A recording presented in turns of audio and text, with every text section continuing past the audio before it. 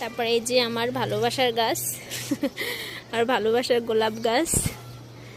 এই যে দেখেন এটা কত ছোট ছোট কচি কচি হচ্ছে গিয়ে পাতা বের হয়েছে। এই যে দেখেন প্রতিদিন সকাল বিকাল আমি এটাতে পানি দেই। আমি আমার শাশুড়ি মা দুজনে মিলেই এখানে পানি দেই। আর এটাতে একটা ফুল হয়েছিল, ফুলটা শুকিয়ে পড়ে গিয়েছে, সেটা আপনাদের সাথে শেয়ার করতে পারি নাই। তারপরে এই যে পাশে তুলসী গাছ, তুলসী গাছটা অনেক সুন্দরভাবে দাঁড়িয়ে গিয়েছে আর অনেকগুলো তুলসী পাতা ধরেছে এটাতে। তারপর আপনাদের সাথে একটা ভালো জিনিস শেয়ার করি, সেটা হচ্ছে গিয়ে এইটা আমার আরেকটা ভালোবাসার গাছ।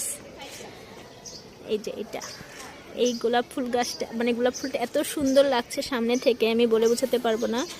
এটা কালকে দেখেছিলাম ছোট একটু মানে ফুটেছিল, অল্প একটু ফুটেছিল, আজকে দেখে একদম পুরো বড় হয়ে গিয়েছে ফুলটা।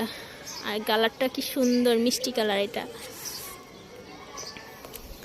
এই যে দেখেন, এই যে দূর থেকে দেখাই, খুব সুন্দরভাবে ফুলটা হচ্ছে গিয়ে ফুটে আছে। আমার খুব ভালো লাগছে, আমি মানে ধরে ধরে দেখি, মানে আবার স্মেল নিয়ে দেখি কত সুন্দরভাবে আল্লাহ সৃষ্টি করেছে, তাই না? আল্লাহর সৃষ্টির কোনো তুলনা নেই।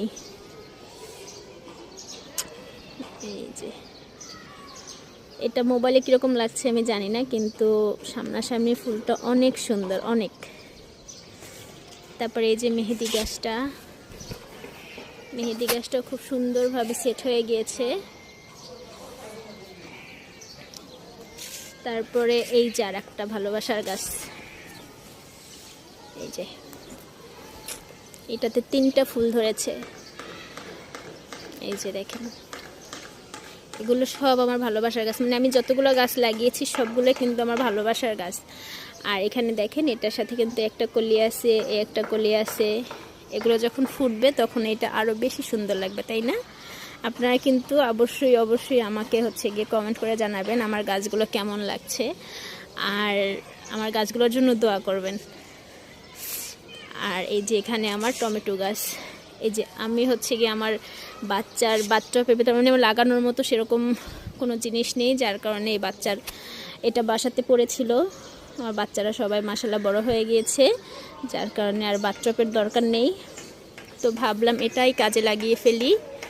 এই যে এটার ভিতরে আমি 4টা টমেটো গাছ লাগিয়েছি, আর সবগুলো গাছই কিন্তু ফুল হয়েছে, তারপরে ছোট ছোট টমেটোও ধরেছে। আমি একটু দেখাই আপনাদের। এই যে দেখেন, এই যে দেখা যাচ্ছে, এই যে ছোট ছোট আরো টমেটো ধরেছে। এই যে